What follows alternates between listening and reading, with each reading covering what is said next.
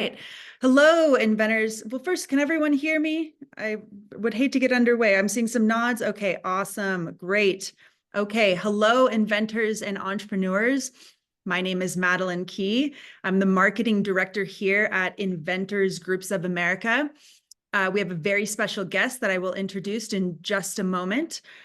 First, are any of you new? Is this your first meeting? If you would raise your hand, I'd sure appreciate it. That's always kind of interesting to see. All right, on this page, I've got, all right, a couple people new. That's always exciting. Let's let a few more in. Okay. Real briefly, IJ was founded in 2017 by Stephen Key and Andrew Krauss, the goal being to teach individuals like you how to best commercialize your product ideas, as well as strengthen and support inventor groups across the nation. There is a directory of local and regional inventor groups on our website. If you are located near one, we really encourage you to join. Just like meeting up now, you're doing virtually, it's so important to gather with like-minded people, to get referrals, to learn from each other. Now, there is going to be a chat box that you will need to open at the top right. I would love to know where you're tuning in from. Are you based in the United States? What state are you from? Are you joining us globally? We really like hearing where you guys are located. On that note, please share your questions in the chat at any time. We'd really like this to be an engaging session, and that's so much more possible when you write in your questions. So we welcome you to do that. We will try to get to all the questions. We may not be able to. On that note, do not disclose anything that is confidential. You heard the recording go off earlier.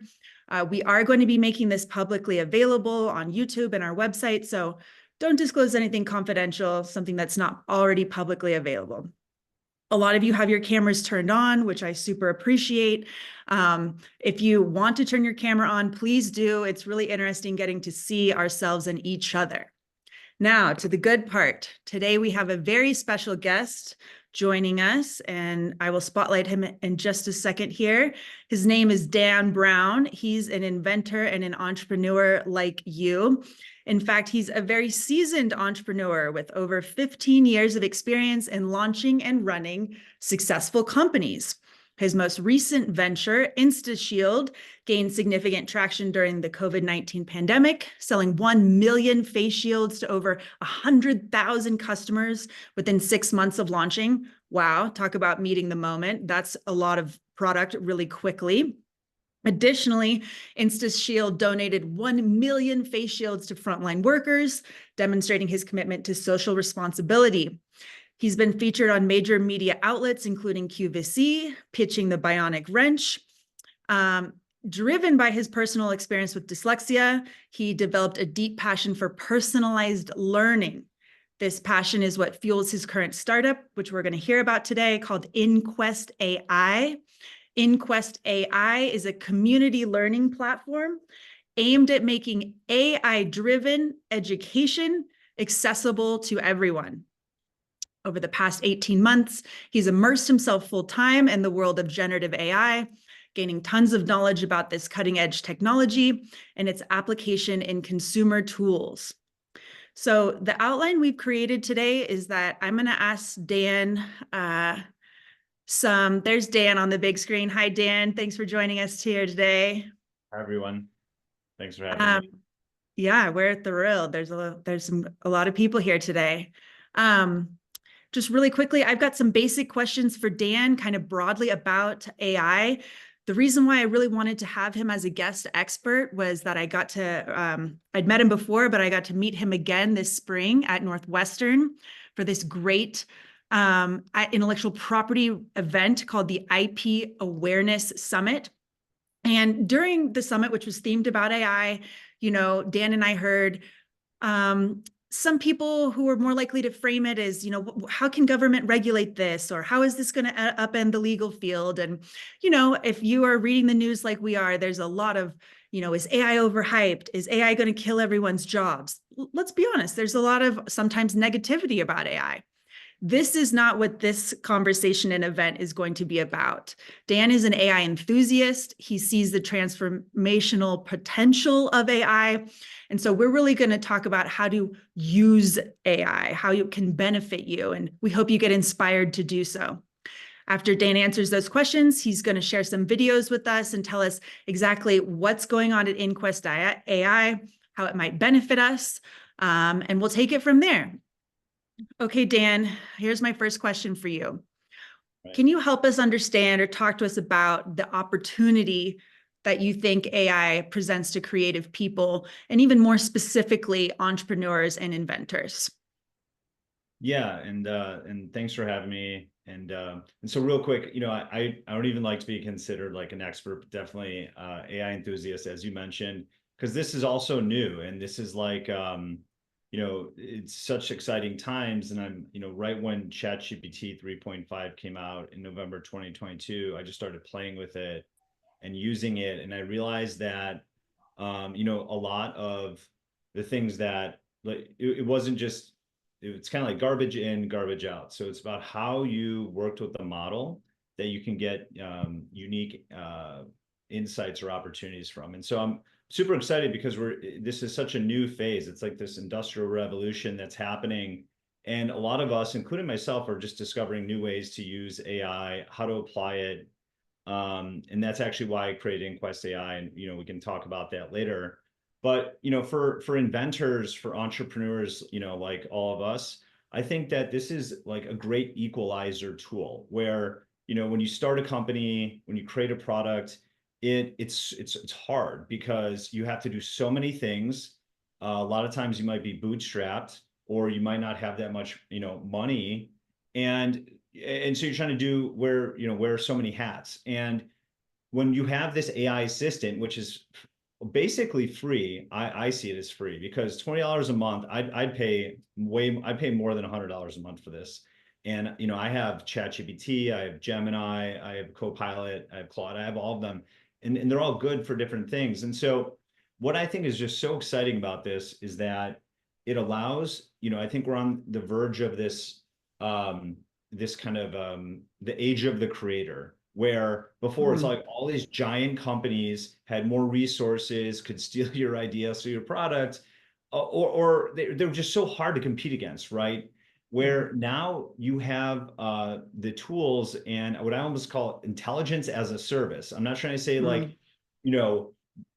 it's broad intelligence that, I know of nobody that I can go talk to for free and get maybe some legal advice, or get a first draft document for something, or get some code, and these things that maybe it's not going to be as good as a lawyer, the best lawyer in the world. But if it costs me like one penny to get an answer that might cost me normally $100 or a few $100s, these things add up. And so I just think that this is like really exciting, because as we start sharing more use cases and connecting amongst entrepreneurs and inventors, you start to see that you could do the work of like 100 people with 10 eventually. And so as your company or product scales, that's huge, because now, like I said, you just have more resources, even though you don't, with the same amount of money.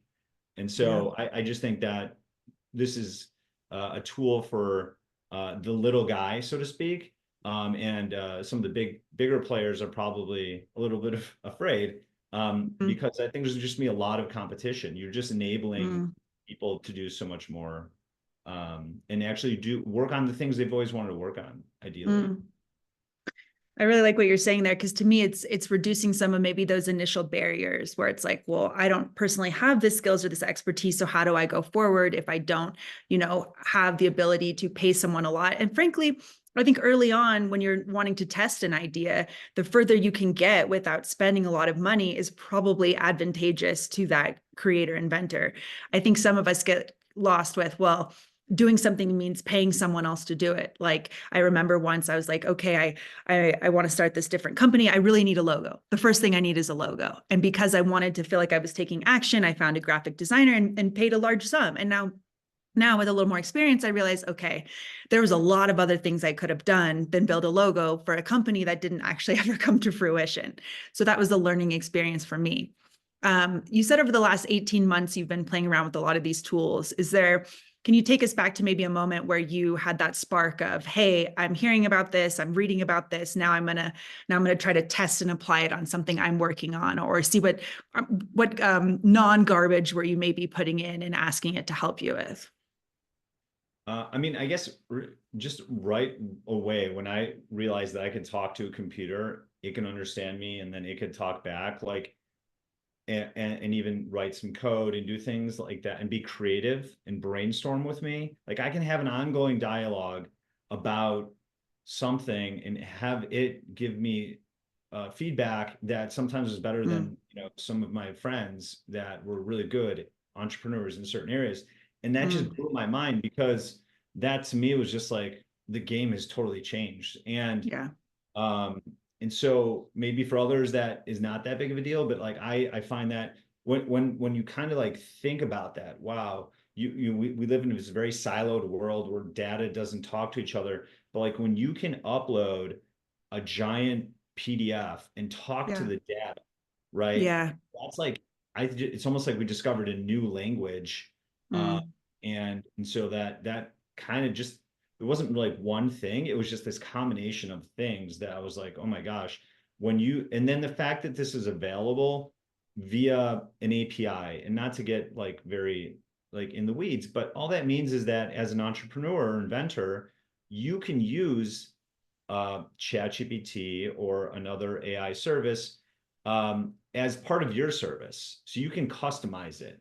mm, And that's very exciting because most of the times that's not always available. So it's like kind of being like, I want to get the Tesla engine and just make my own car. Whereas Tesla, normally they don't do that. Normally they're not like, no, you can't have our components or our pieces, but instead they're giving us the best part to build with it and around it and to customize it. And so I just saw like, wow, there's going to be like a tsunami of AI products that come to the market because it's like the world, it's like the internet. Like, no one yeah. controlled the internet, although I think people tried, I think Yeah. Microsoft in the beginning. And then it just, and so this seems like it's going to be like that, where you are just going to be able to not just use this as an AI assistant, but then also add it to your products without having to invest any money in making these Mm, world-class models that are extremely expensive to build, but right. not to talk to. Right. Okay. I like where you're going that. So let's ground ourselves a little bit. Thank you for the 79% of you who have answered our poll questions. That's super helpful. Dan, I'll just give you a little kind of framework here. 16% of people are saying they use AI daily, 54% weekly, and 30% have never used it. And we have about a half and half split here of half of the people on this call do have a subscription to ChatGPT or Copilot, and half do not. And I want to reiterate, there really are no bad questions here because, this has become, AI has really become a buzzword, right? So we're hearing these heated opinions, but sometimes there can be some confusion about what is actually it. So I appreciate that William Gregg says, maybe a dumb question, not a dumb question, but how is doing a chat GPT search, for example, better than just doing a search on Google like you've done for years? What utility might a tool like chat GPT bring, Dan, that maybe will help William understand a little bit how it's different? Okay, no, yeah, that's a really good question. So when you use the paid version of ChatGPT, and they keep changing this now, so I don't really know the unpaid version they get, just giving new capabilities. But if you ask it a question, it's going to only answer based upon the training data it has. However, it uses tools, and one tool is the web browser tool. And so when you say, hey, search this online, and you'll see it will show you that it's searching online and telling you where it's going. What it's doing is it's going to multiple websites, maybe that the same websites you would have went to. It's taking all the text data or the information, and then it's putting that into what I would call it's like short-term memory, what the technical term would be the context window. Mm, And then it's asking it's your question to it. So it goes, gathers the information and from multiple sources, and then just so I feel like it just does it much faster. yeah. And also so that's kind of what I think. But sometimes people will go into the newer, the old model, ChatGPT 3.5, which was available to free users. Mm, That model is severely like behind compared to the models where you pay the $20 a month. And when you do that, interesting. sometimes you don't get great results. And I would say then sometimes, so that's why there's so much differing views and opinions, is because Good everyone's point. using different versions of the tool. That's a great point. And so let's create a caveat here. Really early on, Dan said, used a phrase that I think is really important for this conversation. AI can be described as if you're putting garbage in, you're going to get garbage out. Now, what Dan meant for that, so if you're searching Chat GPT or what those terms are that you enter is really going to dictate the quality of the response. Now, here's another caveat. He's saying not all these tools are equal. If you're using an older version, if you're using an unpaid version, you might get search results that really aren't that helpful. Now, that's what's making this field really exciting, is it's changing rapidly, right? Where if you're on Twitter, I feel like you can't go a day where someone is not announcing the release of a new tool, whether it's a tool to make video or a tool to generate imagery. Now, specifically, we're talking about generative AI. I'll just share a couple examples real quick of how I've used it. So in terms of the data processing that Dan was asking, so, I help run the InventRight TV YouTube channel, and there's a lot of data on YouTube about where your audience is located and what videos they're looking at. We have, 10 years of videos.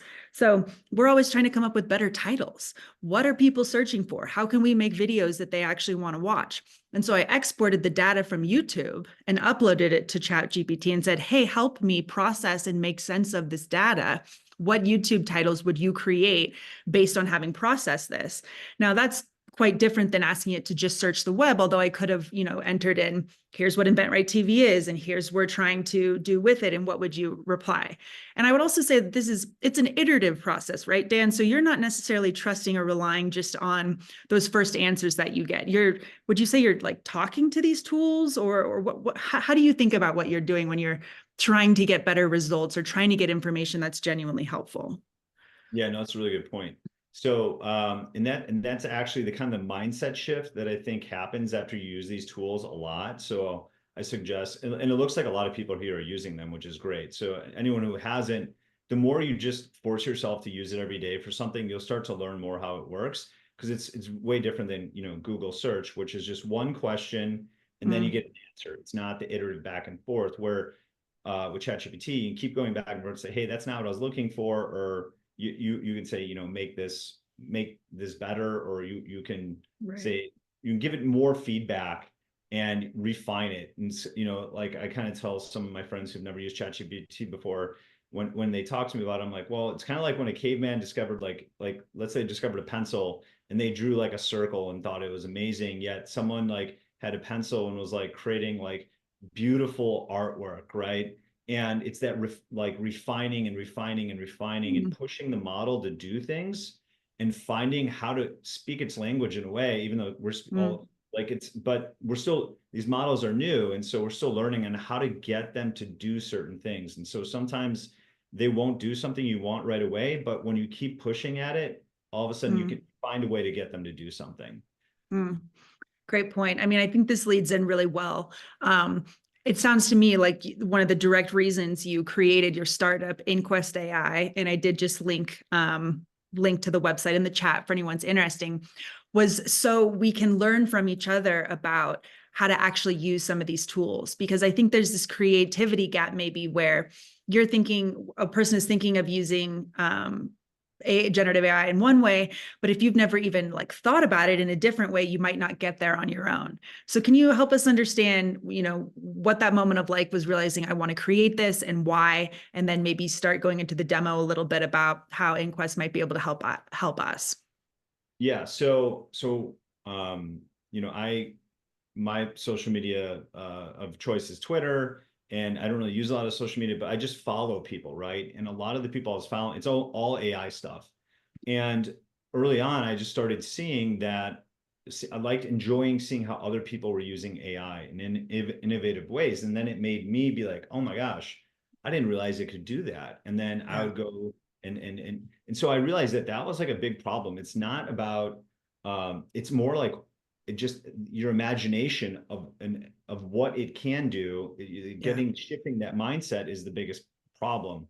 Because it's kind of like a blank box. You just Mm, type in, but you don't, so seeing how other people are using AI in use, like in very useful and meaningful ways that are relevant to your career and your interests, I think is super important. And then, so I create Inquest AI. It's a platform where you could share your conversations that you have with ChatGPT, Gemini, Copilot, or any of these major models um, on our platform, and then everyone can see them. So if you, we also have private groups too. But the idea is that we're making this searchable like Google, so you can search for a task and ideally mm, find a conversation where someone already performed that task, and you mm, can, like a math problem, see the step by step, like what did the person say to the AI, what did the AI say back, and then you mm. can see the whole conversation, and then learn from that, and then kind of go off and do it on your own. And so now, and I can share my screen a little bit and go over the site.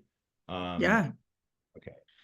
I remember the early days when I think this was right after ChatGPT dropped. So maybe like November 2022, there was a flurry all of a sudden on Twitter where people were laying out use cases like I used it to help me start this business or I did it. And then that kind of just stopped. And maybe that's just because my personal Twitter feed changed. But I remember those were some of the most persuasive posts because it wasn't someone just saying, like, oh, this is cool. It was helpful. They were really being descriptive about what they were having it do. And a lot of it was around business. It was like, I want to sell this product and can it help me create this website or can it help me create marketing material and things like that? Exactly.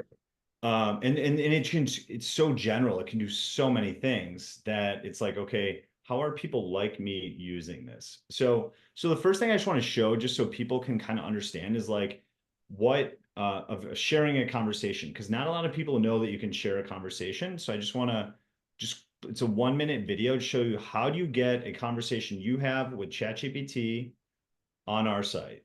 And so this will just kind of quickly show how this works. So actually, this is Gemini, and this is a conversation I had with Gemini creating, Christmas packaging. And so you copy the link just like you copy a Google Doc link, and you paste it in, and then all of that conversation will be brought onto our site. So essentially, Mm, if you know how to share a Google Doc link, you can share a conversation from ChatGPT or Gemini. And so now that whole conversation, we basically scraped and brought onto our site.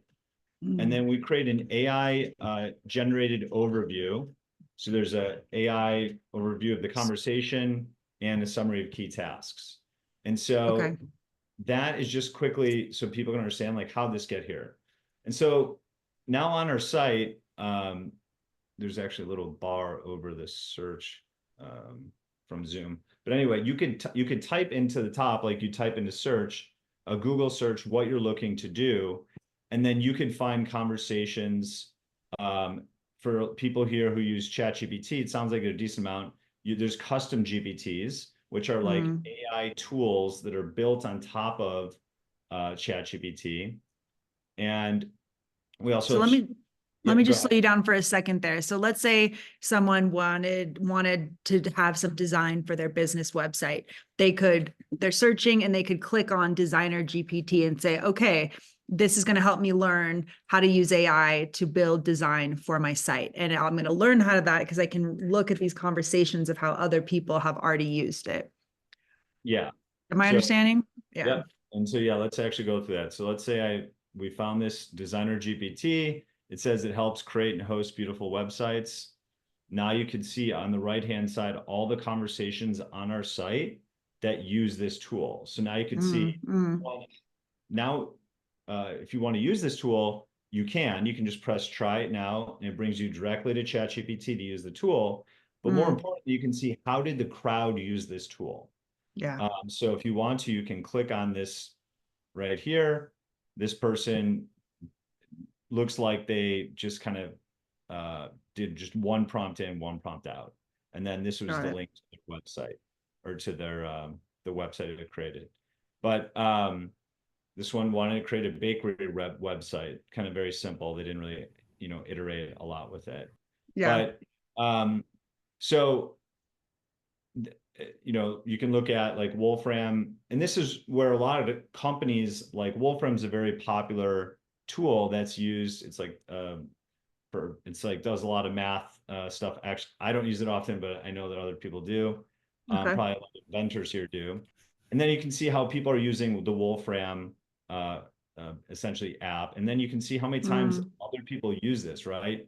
And wow. so we're living in like this ocean of AI tools because everyone can create AI tools now because generative AI can code for you, and Right. you can create tools on top of ChatGPT. So we help you find conversations Mm, relevant to you. If you go to your like in the custom feed, and this is all free for everyone to try. If you go to the custom feed, the first thing it'll say is enter your LinkedIn profile. mm, Want to create a customized feed, and you put in your LinkedIn profile, and we'll look at your career and your interests, and then we'll curate for you like you would normally have on a social media platform, AI mm. tools that are relevant to you, conversations, and even some challenges. And so then you can go here and say, okay, for me, it's this first one is an AI startup coach, and then guiding entrepreneurship design. And so these are, you know, this is a conversation. And so that's so that's a little bit about the site. I don't want to go on too long. I'm sure there's questions here. Yeah, Um, yeah, no, that's great. I'll address an elephant in the room, considering we are amongst inventors who are creating intellectual property. Is uploading your conversations about including proprietary information something you would advise doing on the site? Is this something you should stay away from in terms of um, John Ancona specifically asked, so what about security and proprietary information protection? I want yeah, to specific to this site. He's asking about AI in general. I'm more curious about the yeah, site because that's what we're talking about.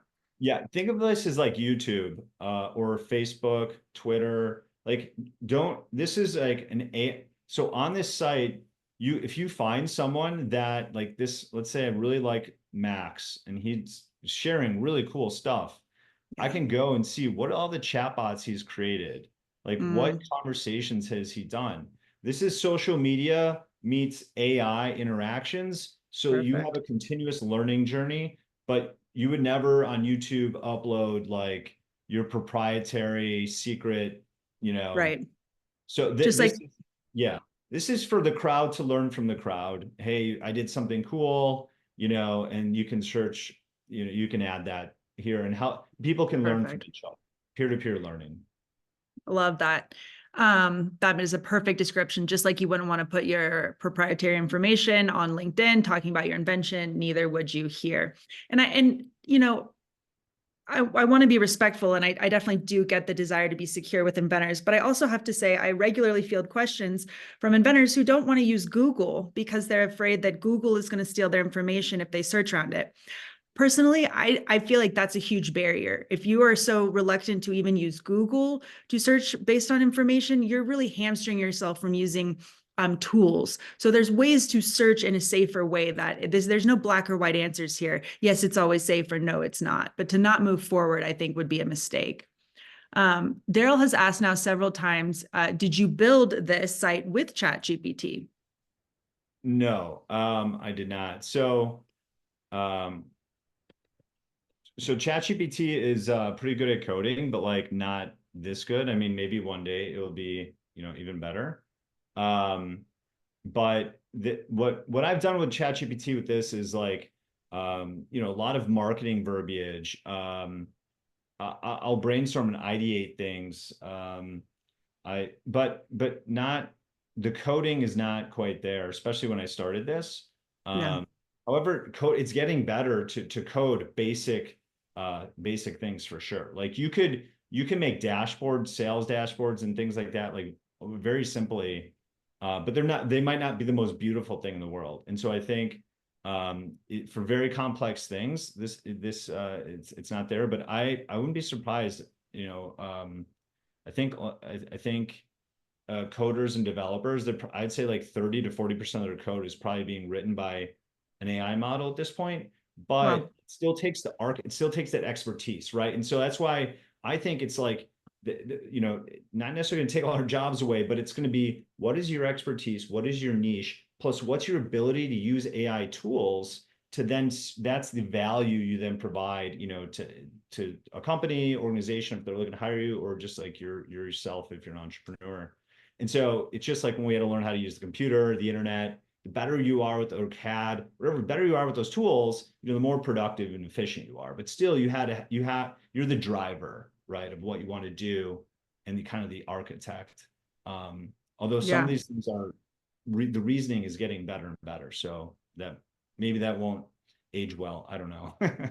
Yeah, these things are rapidly changing. I think we talked about you might have a couple of videos to show us a little bit more so we can get specific on some examples. Do I have that accurate? Yeah. And then just real quick, like I think someone in Oh, the chat good. tried to keep up with that, but yeah, like you Yeah. could, you know, look up provisional patent. I did one with like the smart water bottle, like, and you know, it Mm. did pretty good in this. So anyway, I would highly suggest just kind of mess around in there and searching around.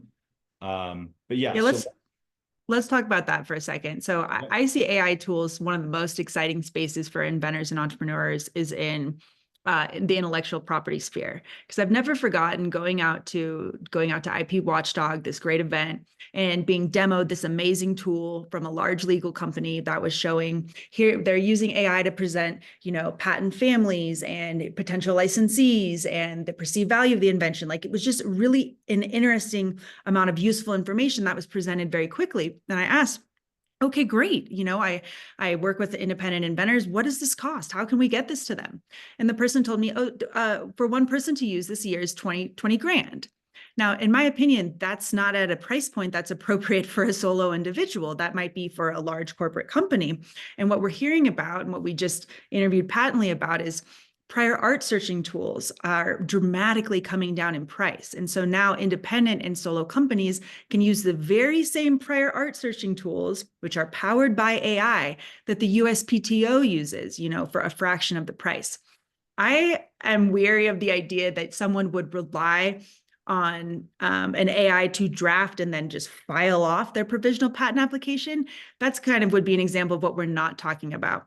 But understanding how to write a better provisional patent application because you're dialoguing with the tool, because you're asking it to maybe think about, workarounds or different materials. You could query it to say, hey, I'm trying to think about my product in a different way, or to ask it, talk to me about the different manufacturing methods for these type of products in plastic. I mean, that is your assistant inventor on steroids there. And that's, quite different from saying, yeah, you can use an AI tool and print it out and submit it and you're good.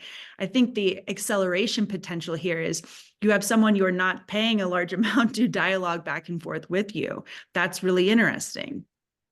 yeah. So for sure. So the first thing about how, okay, AI, so these amazing AI models that are coming out, like I said, they're available via API. Companies like Patently are using the latest and greatest models, which are very good, and then they're getting them to give very low cost, like patent research and stuff.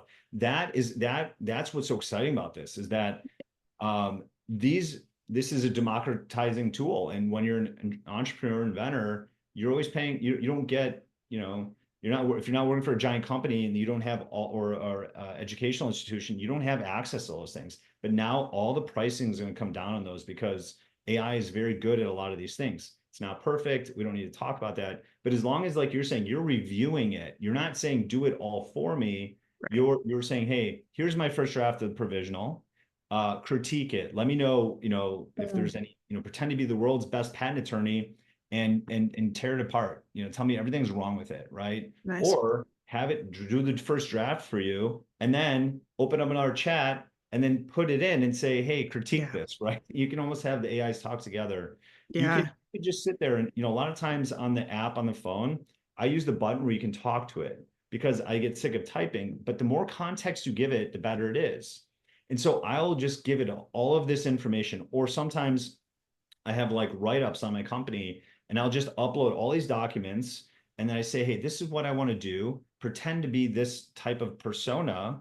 And then we Yeah. work on that together, right? And so as I'm building these documents within my company, those become the foundation to provide the context to the AI about what it Mm, is I'm working on so that it can give me better answers and results. And I think yeah. that's really, really important. I mean, Um, that reminds me of like we're always giving the advice your patent attorney or patent agent is only going to be as successful as the information you provide them with. Well, arguably, using some of these iterative tools is the same. The more information, the more high quality information you share, the better response you're going to be able to get. yeah, yep. Um, and so do you want me to go ahead and show a few of those other tools? Because I think some of those are more visual and also just kind of show things that possibly others might be interested. I just did it real Please quick. do. Yeah, we've gotten some great questions from Michael Pelletier. I hope I'm pronouncing that correctly. He's asking specifically what AI apps, tools, and platforms are the most inventor friendly or most helpful for inventors. And also, you guys, I'm really appreciating you responding to each other. He also wrote a more lengthy comment I won't read out loud about some of the challenges he's having getting the most utility out of, say, Chat GPT and Claude. So I please, weigh in directly with each other too. Any tips you have about using those more successfully? He's saying sometimes they're generating duplicative ideas, sometimes they're generating stuff that's really not that new. How can I get it to work better? One thing I forgot to mention here, I just want before I move on, is that okay, Yeah, public side of our site is free, everyone can use it. But really, I believe the magic is in the private side of our site, where you bring together an organization like this and you say, okay, we're all trying to do similar things. We're all inventors, entrepreneurs.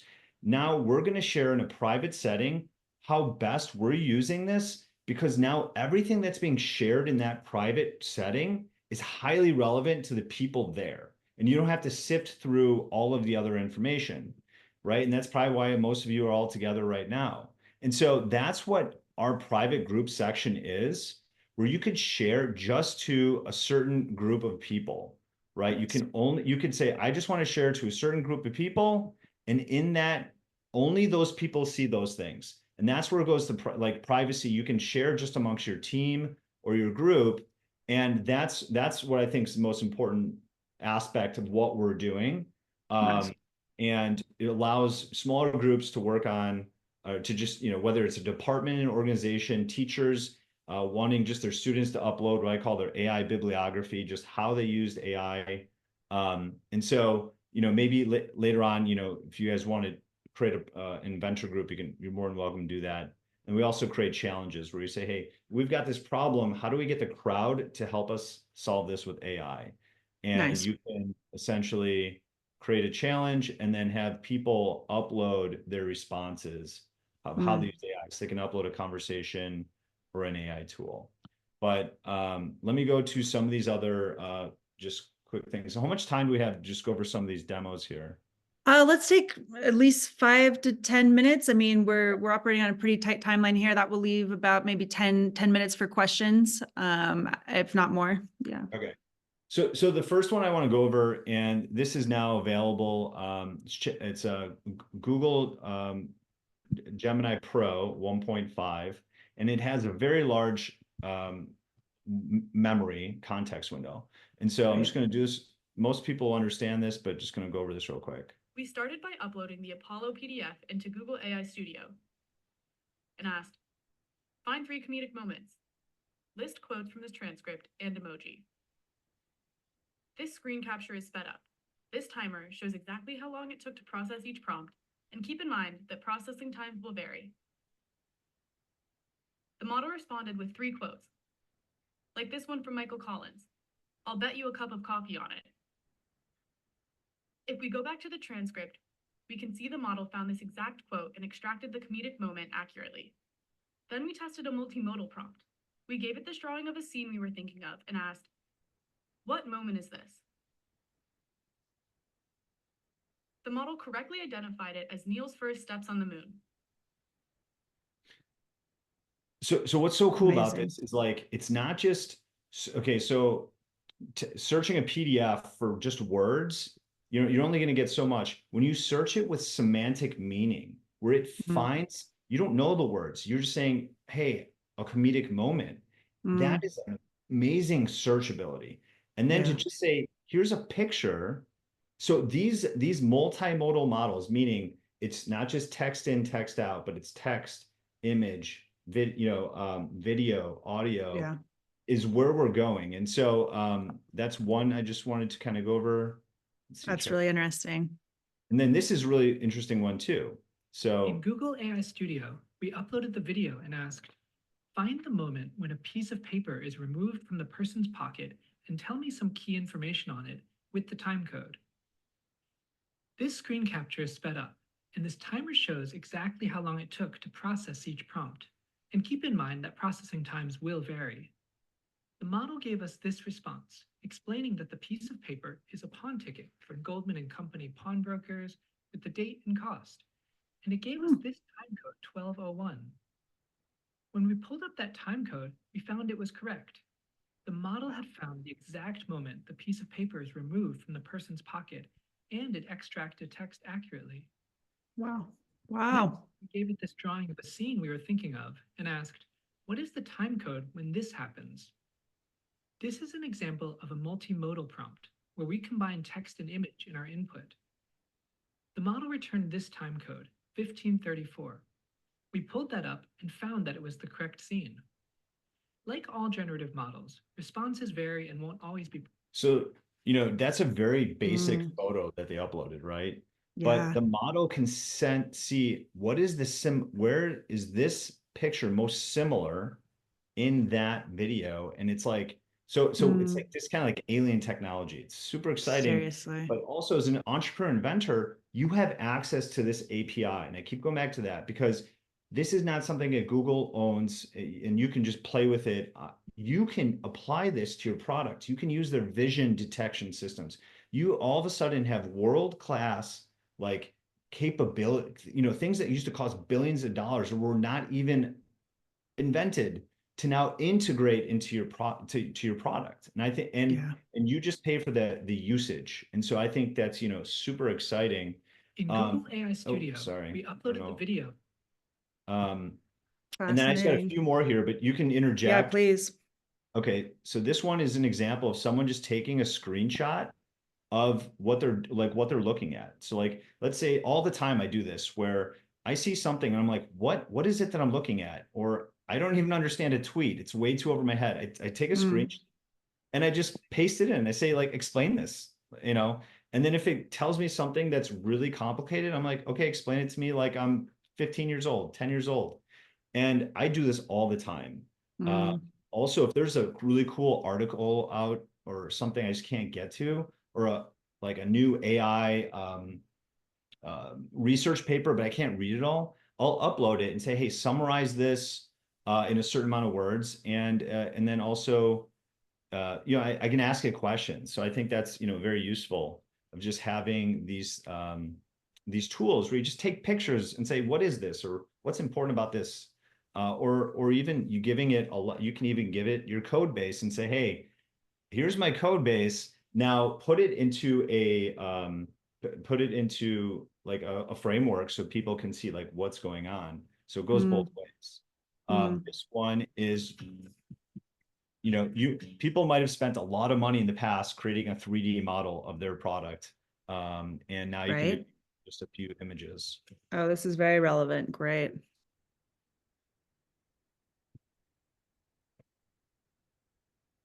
Whoa.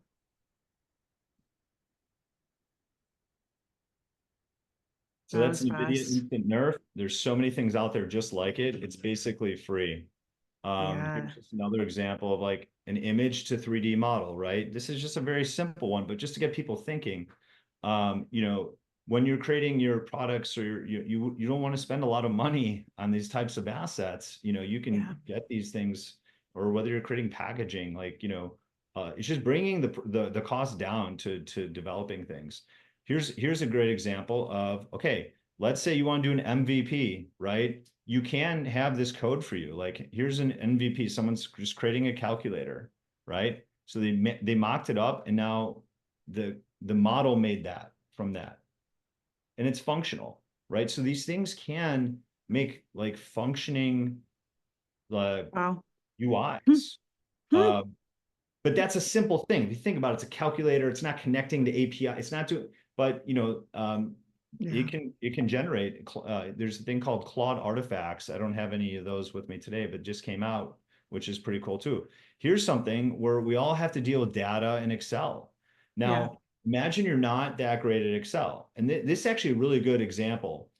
If you just know that Excel can do something, but you don't know how to do it, you can use a large language model to walk you step by step on how to do it. As long as you explain what you want to do, you can say in column B, I have this amount of data I want to be able to do. So that these tools are your personalized tutors to just walk you through complex things. And Excel can do so much, but you have to go learn how to do all that. And then you don't really need to do it anymore. You can just take a screenshot. Here's an example of actually putting Excel, AI into Excel. Like, let's watch this real quick. Sure.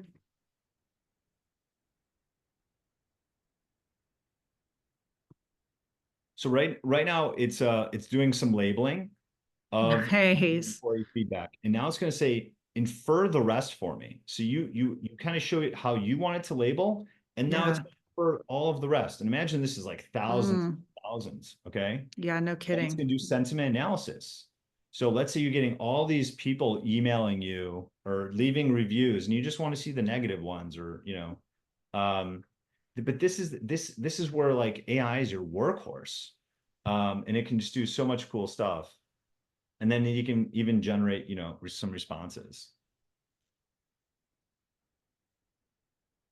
Very cool. This is an example of a company using the API to just make a plugin for Google Sheets. And there's a bunch of companies doing this. Incredible. Yeah, and so just all these data manipulation, things that you used to have to do long formulas for, or you could still have, I had ChatGPT create really long formulas for me that I'd never be able to do in it for Excel. I love it. So yeah. Well, these have been some great demos, because the chat box is going off with people saying like, wait, what exactly tool is that? Because they want to be able to use it to transform static images into something more colorful. Okay, show us this one too. Okay, well, sorry to interrupt. No, sorry. I'm just like, I'm trying to show some of these things. So this is before I got a haircut, obviously. This is for the last presentation I gave. So I'll just do this real quick. Hey, everyone. I hope you're enjoying the presentation. So this is my real voice. I recorded this on my computer, but the video you're seeing is not me. I did a 30-second video where I was just talking to the camera, and somebody, hey, Jen, use the video to then train what you're seeing right now. So I can give just text, and it would go off of the 30 seconds it has of my voice. Or I could just talk into my computer and then have it create a video based on the video that I uploaded when this all started. So like I said, it was only 30 seconds and they suggest you do at least 2 minutes, but this just gives you an idea of what's possible. Wow. So that's kind of terrifying. Yeah, that's a little eerie, but it's, I like, there was one point where it kind of stopped on your eyes, and if I didn't know better, it would, I definitely, when it first started talking, I was like, oh, it's a video Dan made. Yeah. Wow. And you saw where it kind of messed up, where I talked about my computers, then all of a sudden had my eyes kind of looking at the computer. Here's just this is a model that Microsoft did not release, but it's just one image, no training, one image. Have you ever had, maybe you're in that place right now where you want to turn your life around, and somewhere deep in your soul, there could be some decisions that you have to make.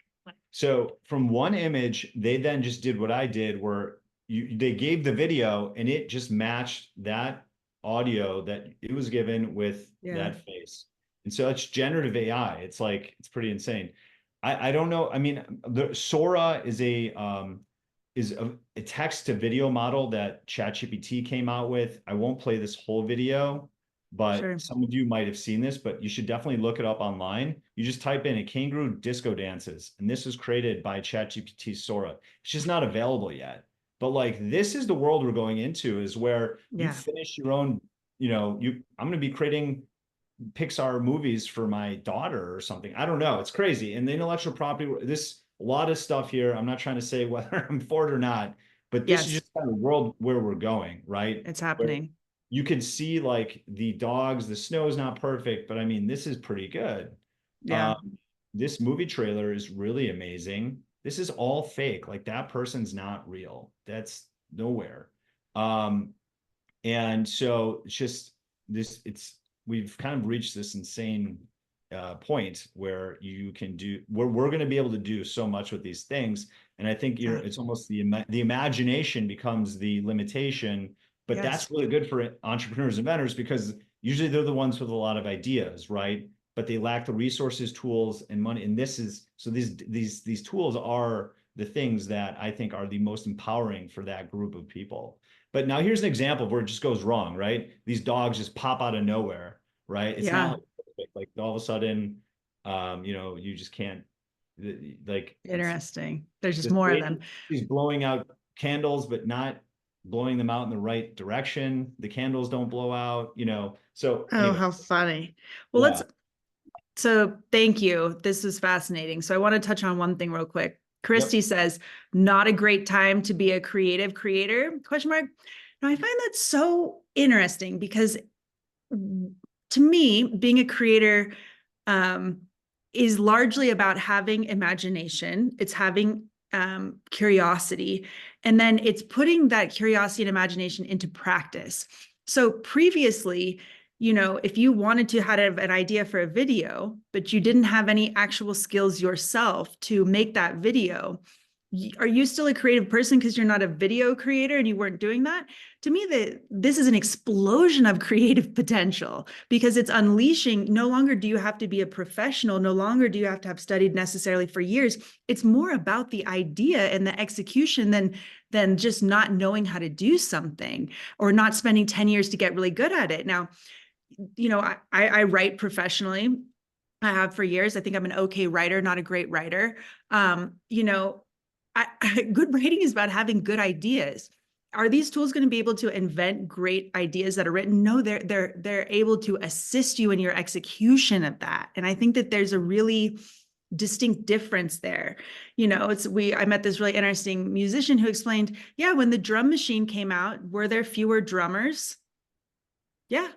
Yeah, there were fewer drummers. There's going to be some change here where the nature of some of these jobs is going to evolve and be different.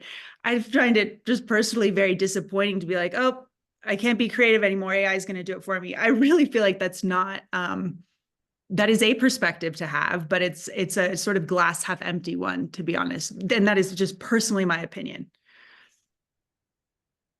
I don't know if you want me to answer Dan, that. any comment on that? What do you think? I mean, I think it's such a hard question.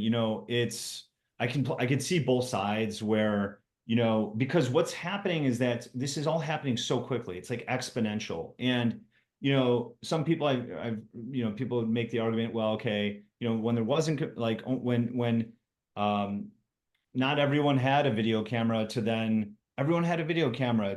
Now everyone could like make videos, right? Or you have, but these are all tools. And yes, if you worked so hard your whole life to figure out how to use certain tools, and all of a sudden they change, I feel for that, right? Yeah. It's tough because like that's rough, because now a lot of people can create videos. But I would argue the people that are going to create the best videos are the ones that knew how to create video, who actually practiced their whole life actually creating real videos with the real tools, because they're going to have insights and they're going to be able to then use the new technology, not to just like make generic stuff, but to really, I would imagine like everyone who's really good at something now has put in the time that plus these AI tools, you would imagine would give them even better outputs.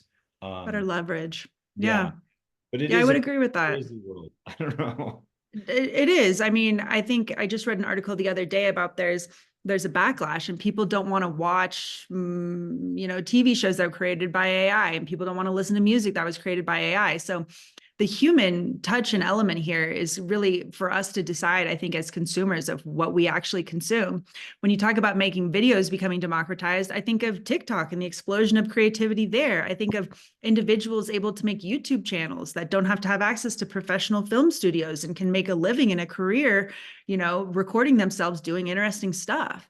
So there's no black and white answers here. And that's what makes this really interesting, is it's not going to be evenly applied, but it's the access to that I think is really where the potential is. And I think curiosity is a huge part of this. If you're not asking questions, if you're not curious about AI, if you don't actually try this for yourself, yeah, it's not going to be that useful to you. And I think that's why, I recommend checking out Dan's site and seeing how are people using this. And, I think people are very interested in the tools you've talked about. Could someone go on Inquest AI, find your profile and see examples of these tools and otherwise to kind of learn how you're using AI?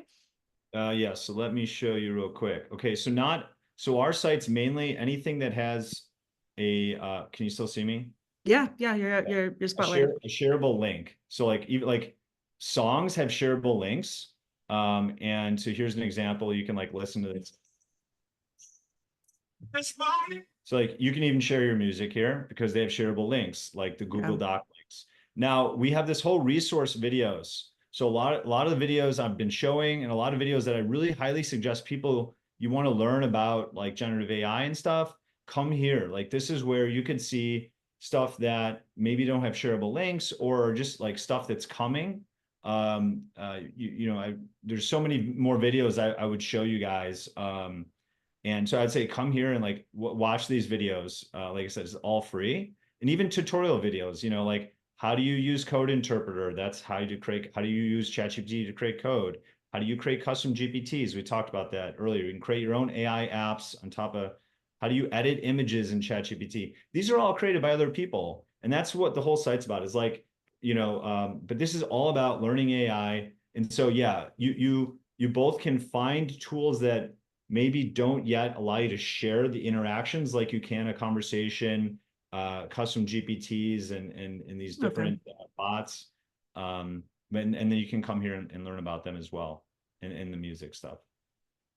Love it. So my thinking, everyone, was that we would create a private group for IGA members. And perhaps there are some of you in the audience who are really excited about AI and would like to share with others how you're using it for your product specifically.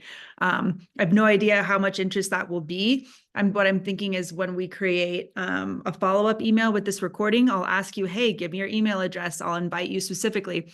There is a small fee for that. I think is it by the organization that created it, Dan, or is that on like a per individual use? You guys, like, I'm just gonna do this for free. So you guys would just create it, and then all the members would be able to access it for free. Because this is I bootstrapped this, and I'm always looking for feedback, and I'm looking for I want to get more organizations using this to help people learn. Because that's why I really think where you get organizations where everyone's doing similar things that you can really learn quickly from each other. And the problem is that these AI models keep getting better and the tools keep getting better. So it's like it's like drinking from a fire hose, right? And so the best thing is find people that are doing stuff similar to you, learn from them, and then you don't have to share it to the whole world. Hey, you guys have a community, you have these but you're sharing it amongst each other, and therefore I think but yeah, I'd love to just get people's feedback too. Like reach out to me. Hey, I really like this, don't like this, or it's not working that well. And then I don't know if my screen was sharing when I was, was it showing where the videos are on my screen? Cause like, I think so. If not, on the website, you go to the community videos and there's a whole bunch of videos from all different people on YouTube that I put there that I've just found that are very much similar to the videos that I showed you guys today, that I just think are just really informative. Oh, that's awesome. Those were totally a hit. I feel like sometimes this topic's really impenetrable until you actually visualize it, and then it accomplishes more when you just watch it do what it's doing than us talking for 25 minutes. It's so hard to talk about it. It is. Yeah, it really is. Okay, well, I think based on the interest from the chat, people are thrilled with that offer. Thank you so much. I think honestly, the most interesting and best piece of advice you offered today is that last piece. Find people who are using it in ways that are trying to accomplish similar goals and learn from each other. That is so aligned with the entire Inventors Groups of America philosophy that I'm so happy to have you on this call and be aligned in this. We're getting towards the top of the hour here, everyone. Some of you have already started sharing your thanks, which I appreciate. Let me know. Well, first, thank Dan. Thank you, Dan. This was awesome. I think this got people pretty fired up about the potential. Dan, everyone, if you could leave some thanks. Also, any last questions, we'll find a way to follow up and get you more information. I'm also going to ask Dan to, he's talked a lot about the resources he follows, but maybe there's some other people like him who are using AI creatively, who he listens to, and I'll include those in our kind of email recap. Because I think, like he's mentioned, this is so important to learn from other people, learn from people who are curious, open your eyes. So if there are any other parting words, guys, please leave them here. I appreciate it, all 100 of you who are able to show up live and comment in the chat. That's so helpful. And I probably should plug one thing. So my buddy started a podcast that is very rough. We don't really promote it much. Great. And so it's really rough. We don't even edit it. We just like, hey, let's get like 10 out. I think we're on their 9th one. Oh, good for you. It's AI Unscripted with Dan and Eric. And so you can check that out. We have it on like all the different ones. It's free. AI Unscripted, is that Eric with a C or a K? Yeah, with a C. So AI Unscripted with Dan and Eric. And Dan and Eric, about a bunch of different AI tools, where we think this stuff's going. It's kind of deep, but it kind of goes in the weeds a bit. But if you're into that, good. Thank you for plugging that. Obviously, that's awesome. Would it be appropriate for people to follow up with you directly or connect with you on LinkedIn? Would that be a good idea? Yeah, I would love that. So, I mean, where I'm at with my company is that I'm like just looking for people to use the product, give me feedback. I try to get people to hop on Zoom and tell me what they think. Like, this is where I'm at, especially people that want to use this for organizations and in those private groups. I think that's really I want to make this always free for the public. And then for the private groups, I just think that we're all going to have to upskill and reskill ourselves, because all these tasks and workflows are going to change, because AI is like electricity. It goes through everything.